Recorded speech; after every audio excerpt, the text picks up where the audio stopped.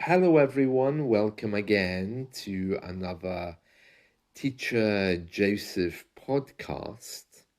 In this week's weekly lesson, we're talking about cancel culture and very specifically about the sport of pigeon racing, which is being cancelled.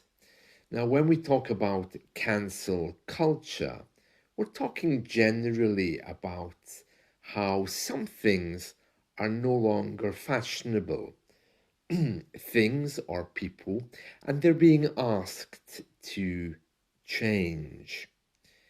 Cancel culture refers to the practice of withdrawing support for public figures, companies, sports, things which are now considered to be unethical or controversial.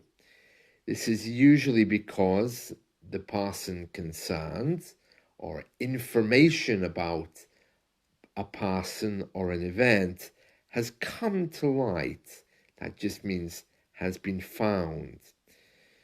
And there's also a large group of people who collectively decide that because of that person's views or the sport's lack of suitability, for example, that it should be cancelled or they should be cancelled.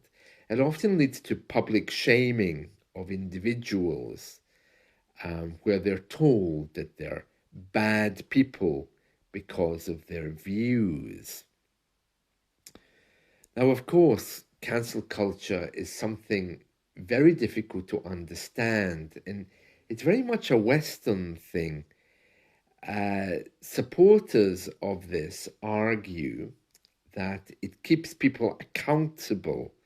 So if someone says some terrible things and they find themselves in the center of a storm, they might, for example, have their movie cancelled that they were about to star in.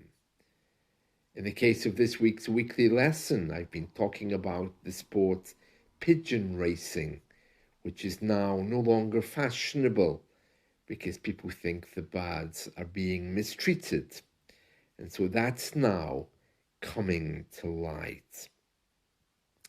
Critics claim that it can lead to mob mentality by shaming people, And last week, I think during the protests here in the UK, there was some criticism because some of the people involved in the riots have been publicly shamed on social media. And also, the riots themselves were fueled by, wrong information. And so that also was another factor.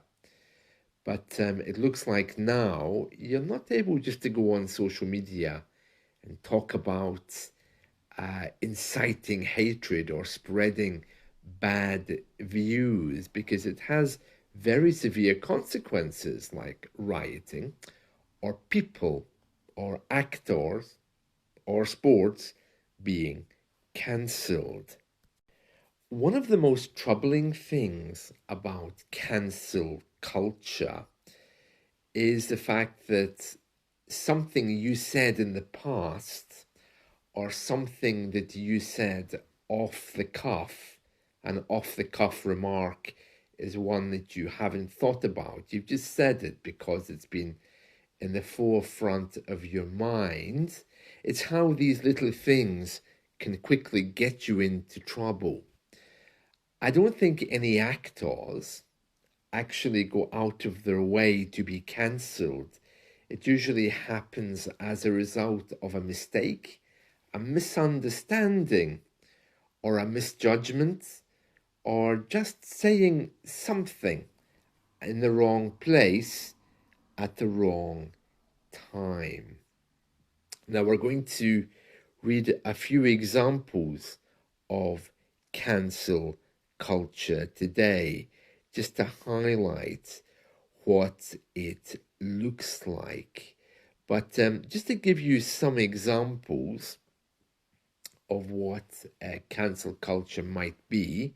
For example, here in the UK, some TV shows from the 1970s can no longer be shown on TV because they perhaps may contain political statements, or these days they might be considered racist or simply not appropriate, could be offensive for some of our minorities. So that's just maybe some examples of how cancel culture works. So let's read through a news story from today. And today is Monday, as I'm sure you know, the 12th of August. And this is a news story from The Guardian newspaper. It says here, a justice review in England calls for an end to child imprisonment. Yeah, well, we're getting to a point, I think, where imprisonment is going to end for everyone, because, of course, now there's a growing realization that prison is not the answer for punishing people who do bad things. And this is something which has been coming for a long time. So it says here, Justice Review in England calls for an end to child imprisonment. A few points for you to note. This is in England, not all of the UK. Secondly, this only applies to child imprisonment, but it probably paves the way for what's coming next, I would think. I mean, no doubt they're going to invent drugs or some kind of control for violent people.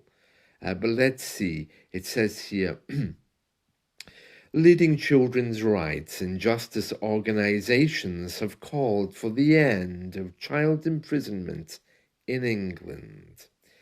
In a review, they argue that child imprisonment is beyond reform and that responsibility for children who have to be deprived of their liberty should be transferred from the Ministry of Justice to the Department of Education. And it goes on to talk about a 14-year-old, two teenagers actually, who killed themselves after bad experiences in prison. And it says here, restraint should only be used on children as a last resort, and pain-inducing techniques reserved for extremely grave incidents. It then goes on to say that only 19% of children in custody were held in secure children's homes, which are childcare establishments run by the local authorities.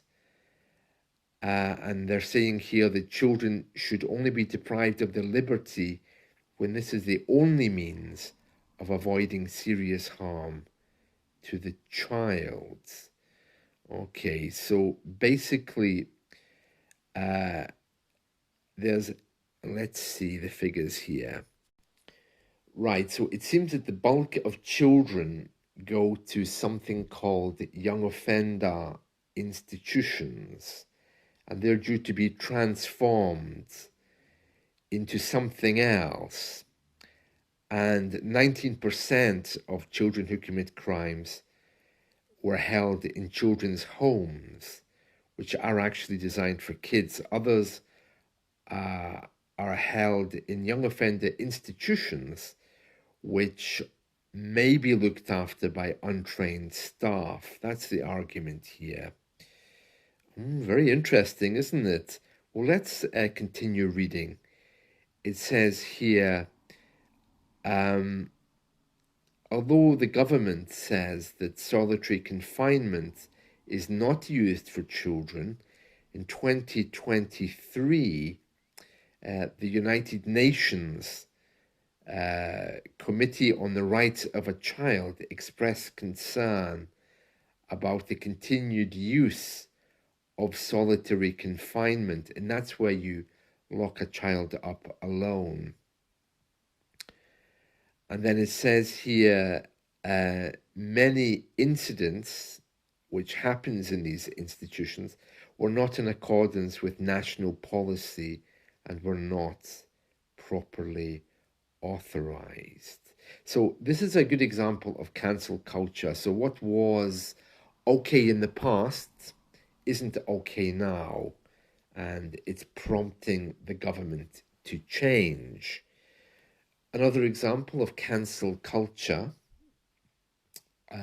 could be my weekly lesson, of course, where we're saying that the sport of pigeon racing is being cancelled. And I have one more for you here. This is an interesting story from earlier in the year. That last story, by the way, was from The Guardian.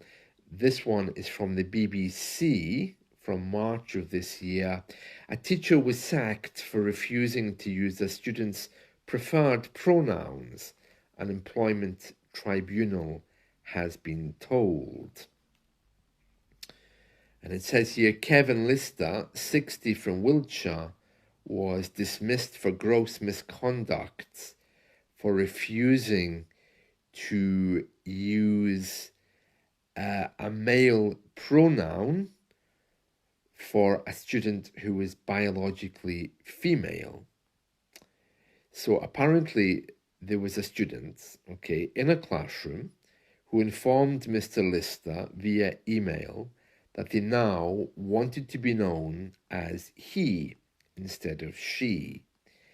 He immediately raised a concern about that, and finally he was fired.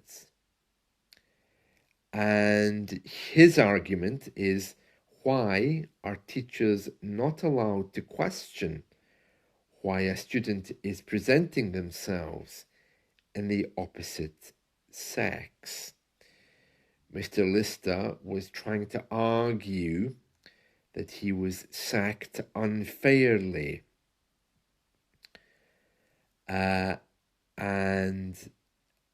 It says here, it is not the role of a maths teacher to confirm the gender transition and social transition of a student. Yeah, so he got into big trouble with that, and he eventually lost his job, and I don't think he's allowed to teach anymore. I can't remember what the outcome of that was, but certainly he didn't get his job back, that's for sure. Yeah, it's quite frightening. I mean, what can happen these days? I mean, if I, for example, want to come to a Skype English class dressed as a woman, let's say I'm, wearing women's clothes, carrying a basket of apples to give out to all the little children, it seems that my choice of doing that needs to be celebrated. That's where we're currently at. So that's a good example of cancel culture. It's when something doesn't fit in with the wider view, and as a result has consequences. That could be someone losing their job.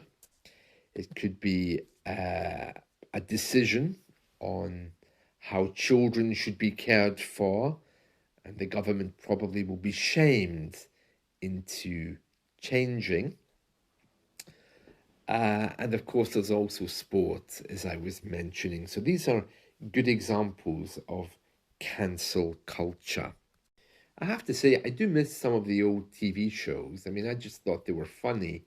But now, if they have remarks making fun of any kind of minority, then they're not allowed to be shown on television. Well, it just means that my DVD collection gets bigger, because when I can't see on TV, I'll try to find, of course, on DVD. Of course, I would never condone the use of any kind of racial slur against any minority, but I just like old TV. It's what I grew up with, and it was funny, or at least funny at the time. Of course, not really funny now. Um, Another recent example of cancel culture, the riots of last week, of course. Some people are saying that because people are not allowed to have their view respected, that it's a form of cancel culture. Yeah, I'm not sure about that though, because the people last week were causing criminal damage. They were expressing their viewpoint in ways which are unacceptable in British culture. You can't just go and set fire to a car because you don't like the immigrant who's driving it. So that's a little bit different. I think that's not cancel culture, that's criminal culture. So we have to be clear on the difference there. Speaking of which, apparently anti-racism protesters have been gathering all across Scotland. As you know, Scotland and Wales haven't had any protests, but we are having anti-racism protests, people who support immigration. These are coming in response to violence across England and Northern Ireland by the far right. So there's lots of pictures on the BBC website today. Hundreds of demonstrators assembled outside the Scottish Parliament in Edinburgh, and there were chants, that just means songs, of people singing, "Refugees are welcome here." Yeah, I was on a bus on Saturday going to the seaside, and there were, I think, about 12 anti, let's see, they were, oh, it's very confusing, isn't it? There were 12 anti-racism protesters, I counted them. And on the other side of the roads, there was, I think, 2 or 3 people who were shouting at them and throwing stones. And they were clashing a little bit. So, yeah, it's all very strange, these times we are living in.